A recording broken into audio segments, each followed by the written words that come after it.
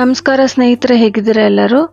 ಇವತ್ತು ಒಂದು waste glass bottle ಮೇಲೆ ಪೇಂಟ್ ಮಾಡೋಣ ಅಂತ ಫಸ್ಟು ಒಂದು ಕೋಟ್ ವೈಟ್ ಹಾಕೋತಾ ಇದ್ದೀನಿ. ಅದು ಒಣಗಿದ ಮೇಲೆ ಪೇಸ್ಟಲ್ ಕಲರ್ಸ್ನ ಡ್ಯಾಬ್ ಮಾಡ್ಕೊತಾ ಇದ್ದೀನಿ ಸ್ಪಂಜಲ್ಲಿ. ಮಾಮೂಲಿ ಸ್ಪಂಜಲ್ಲೂ ಮಾಡ್ಬೋದು, ಸ್ಪಾಂಜ್ ಬ್ರಷ್ ಬರುತ್ತಲ್ಲ ಅದರಲ್ಲೂ ಮಾಡ್ಬೋದು.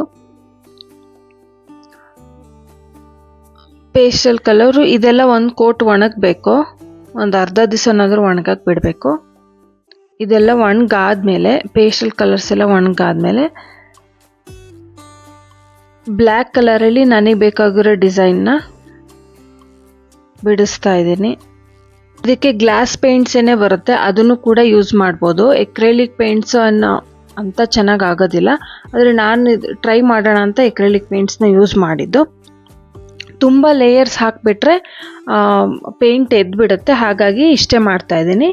ಸೊ ಫೈನಲಿ ಈ ರೀತಿ ಕಾಣ್ತಾ ಇದೆ. ಈ ವಿಡಿಯೋ ನಿಮಗೆ ಇಷ್ಟ ಆಗಿದ್ದಲ್ಲಿ ಈ ವಿಡಿಯೋನ ಲೈಕ್ ಮಾಡಿ, ಶೇರ್ ಮಾಡಿ, ಸಬ್ಸ್ಕ್ರೈಬ್ ಮಾಡಿ, ಬೆಲ್ ಐಕಾನ್ ಕ್ಲಿಕ್ ಮಾಡೋದಕ್ಕೆ ಮರಿಬೇಡಿ. Thank you so much for watching.